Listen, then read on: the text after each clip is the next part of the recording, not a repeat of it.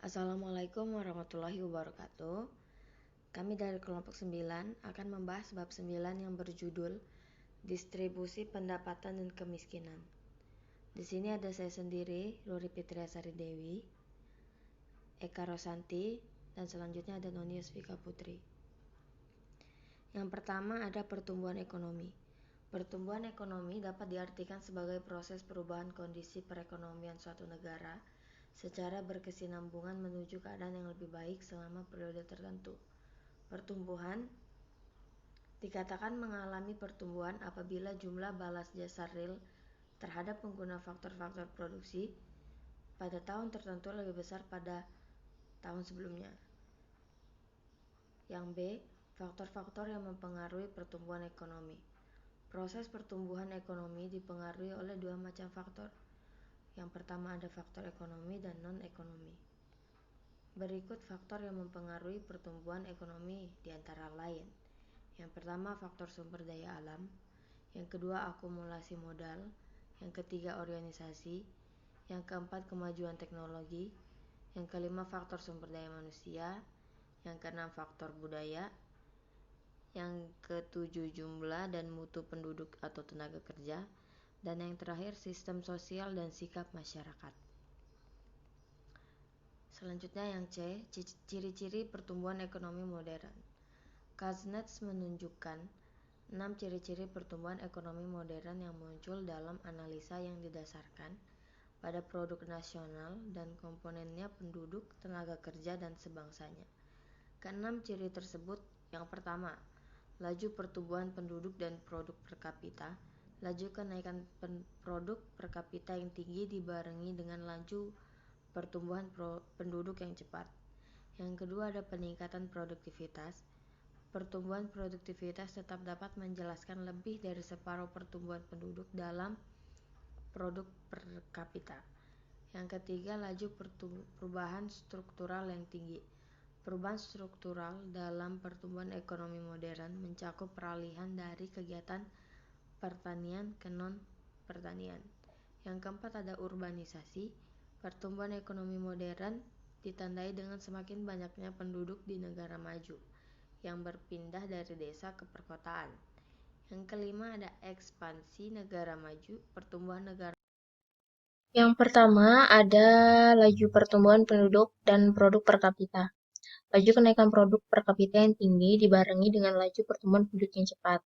Dan yang kedua ada peningkatan produktivitas, yaitu pertumbuhan produktivitas tetap dapat menjelaskan lebih dari separuh pertumbuhan penduduk dalam produk per kapita. Yang ketiga ada laju perubahan struktural yang tinggi. Perubahan struktural dalam pertumbuhan ekonomi modern mencakup peralihan dari kegiatan pertanian ke non-pertanian. Yang keempat ada pertumbuhan ekonomi modern ditandai dengan semakin banyaknya penduduk di negara maju yang berpindah dari desa ke perkotaan. Selanjutnya ada ekspansi negara maju, yaitu pertumbuhan negara maju kebanyakan tidak sama. Pada beberapa bangsa, pertumbuhan ekonomi modern terjadi lebih awal daripada bangsa yang lain. Hal ini sebagian besar disebabkan perbedaan latar belakang sejarah dan masa lalu. Yang keenam, ada arus barang modal dan orang antar bangsa. Arus barang modal dan orang antar bangsa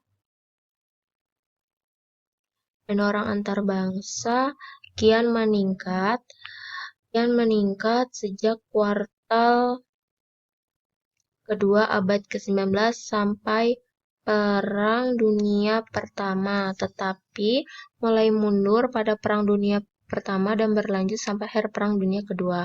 Namun demikian, sejak awal tahun 50-an terjadilah peningkatan dalam arus barang modal dan antar bangsa. Selanjutnya ada distribusi pendapatan. Distribusi pendapatan nasional adalah mencerminkan merata atau timpangnya pembagian hasil suatu negara di kalangan penduduknya.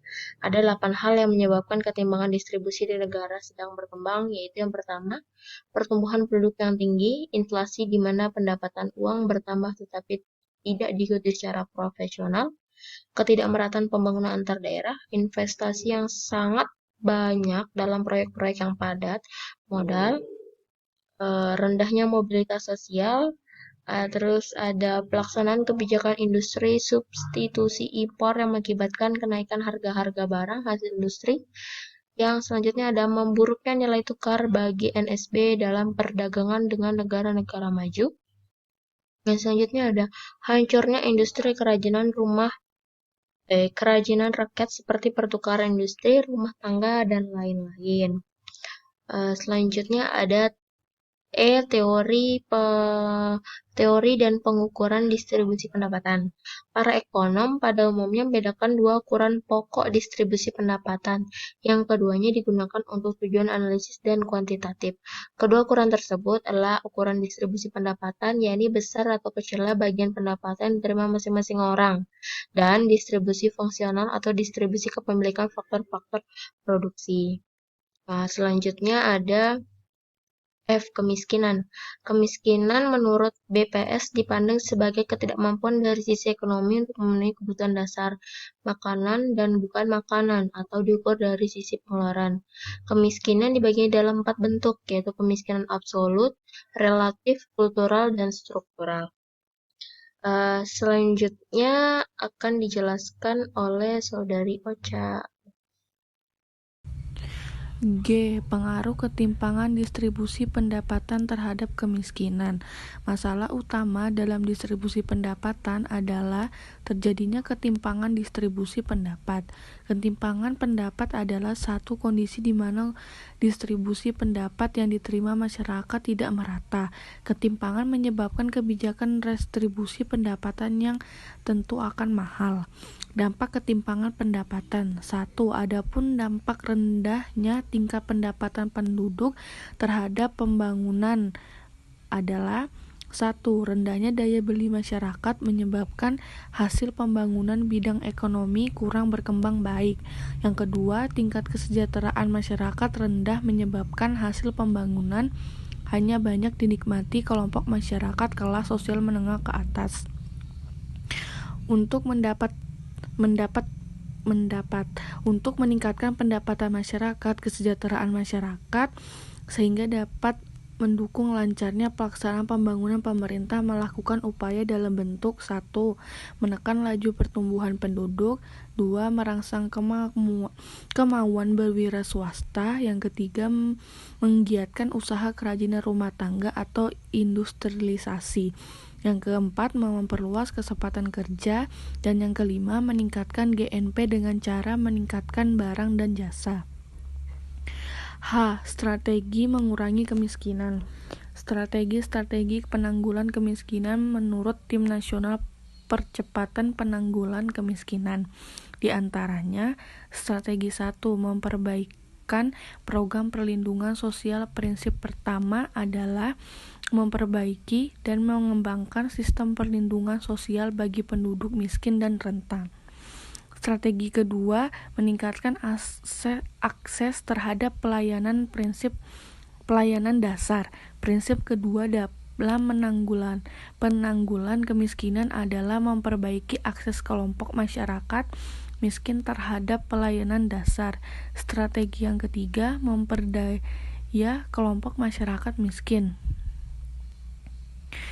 Prinsip ketiga adalah upaya memperdayakan penduduk miskin menjadi sangat penting untuk meningkatkan efektivitas dan berkelanjutan penanggulan kemiskinan.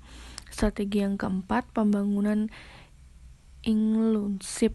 Prinsip keempat adalah pembangunan yang inklusif, yang diartikan sebagai pembangunan yang mengikutsertakan dan sekaligus memberi manfaat kepada seluruh masyarakat. Sekian dari presentasi kami. Mohon maaf bila ada